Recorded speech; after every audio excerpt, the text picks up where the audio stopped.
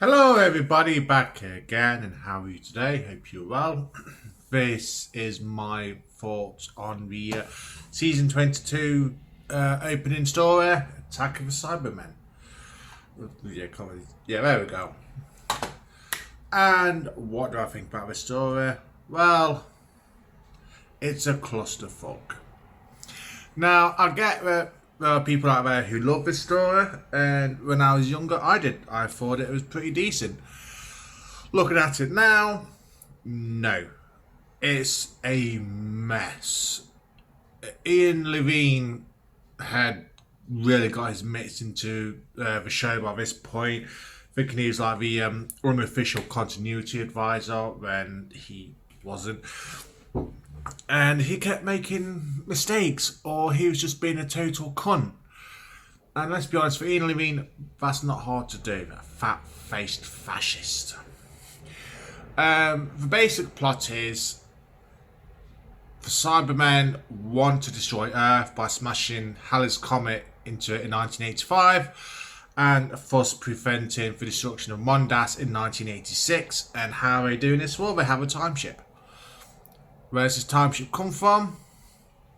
Who knows? It's never explained in the show. Just that a time ship crashed on there. Is it a Time Lord ship? Is it a Dalek ship? Is it a Cyberman ship from the future? No, never discussed. It's just there. As plans go to rewrite the Web of Time, or the Web of Time, I should say, it's an interesting one, except somebody fucked up. Because this story serves as a sequel slash prequel to The 10th Planet and Tomb of the Cybermen. And it also references the invasion. And here's why it fucks up. Because in The 10th Planet, the planet Mondas went to Earth, or went back to Earth, because the planet itself was dying. It needed the life energy from the planet Earth to try and sustain itself. And it was destroyed because it absorbed too much. It was too much and it just disappeared. Now, if you destroy the planet Earth the year before, Mondas is going to get there and find a dead planet. Ergo, Mondas will die again. So, someone fucked up there. That's a really stupid plan. The sets themselves on Telos are crap. Seriously, in terms of Cybermen, they're amazing. There's this huge cavernous building. In Attack of Cybermen, it looks like a 1980s studio set. I wonder why that is. You have the aliens called Cryons, who are just awful. The costumes look worse than the Sensorites in season 1, and they were awful. Yeah, the Cryons, they're talking his sing-songy voice, and they're all pacifists, and they just let themselves get killed by the Cybermen. Fuck's sake, they're so bland and boring. And it's like, you get told they're these engineering geniuses because they built huge refrigerated cities underground. Would have been nice to have seen that. But no, the ones that are left are just really crap. You got Michael Kilgareth back as a cyber controller.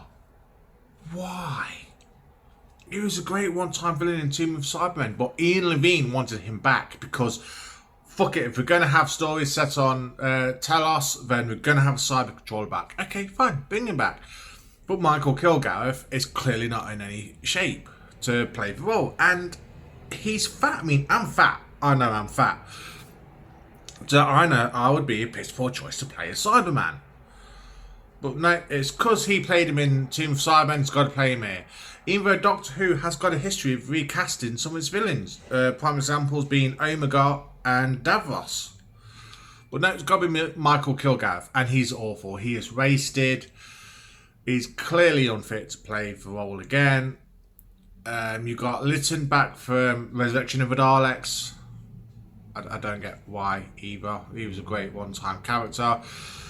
And he undergoes a bit of a character redemption arc in this one, and then he dies.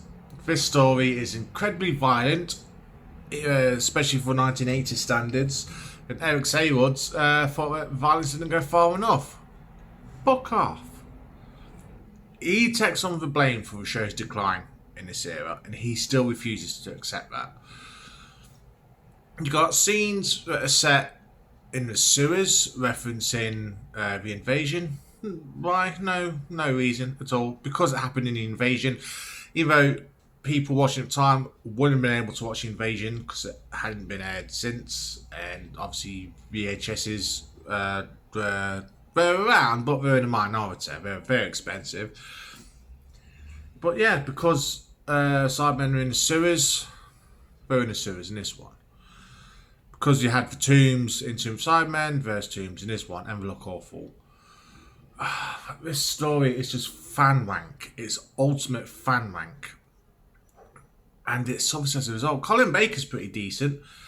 But the first part of the story, he doesn't get to do anything. He just walks around the streets of London with Perry tagging along behind him. They don't do anything until the cliffhanger and the Cybermen attack inside the TARDIS. You got Terry Malloy in part 1 of this one. And why is he there? No real reason. His character's just killed off at the end of part 1, which is a shame because he was decent but not killed off. In fact, all the recurring characters are killed off. Why are they all killed off? No reason. Just because. Linton ends up being partly converted to a Cyberman. His hands get crushed in quite graphic detail as well. Well, for 1986 London, well, Doctor Who, 1986 Doctor Who. It's not a good story. It's a mess. Part 1 is better than part 2, and part 1 isn't great. You got the TARDIS that can now change into different shapes for this story and for storyline. Why? Publicity. John Nathan Tyner thought it would make good publicity. He was partly correct. Definitely publicity. Unfortunately, it was terrible publicity. Fans were pissed off, thinking that the TARDIS was going to change shape permanently.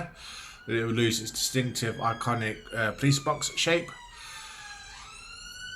You got it landing back at 76 Totters Lane in the scrapyard that was seen in the very first episode. Why is it there?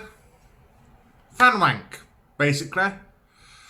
Fans, viewers at the time, the casual viewers wouldn't know why the Doctor's getting all nostalgic about it. Doctor Who fans at the time would be like, well, why has it gone back there? Is it going to serve a purpose? No. No purpose. It will serve a purpose later when it's back in remembrance of the Daleks. But here, no, just, oh look, it's landed at 76 Totters Lane. This story is a mess. It is ultimate fan wank mess. Yeah, I'm going to give it about 4 out of 10, I think, this one. It's worth watching for Colin Baker. The Cybermen, they're idiots in this one. They are idiots. The sets are awful, especially when you do compare them to Tomb of Cybermen, of which this story, as I said earlier, is a sequel/prequel to. Yeah, it's not good at all. This is the first 45-minute episode aired as a 45-minute episode. You had Resurrection of the Daleks aired, but that was due to coinciding with like the Winter Olympics, I think it was. This is one that was shot and written and all that lot as a 45-minute episode. Yeah. It's not good. It's not a good start to the season. It's not. It's not a good start to the season at all. But well, at least the next story is a bit lighter. Vengeance on Varos. No violence in that at all. See you all soon. Bye.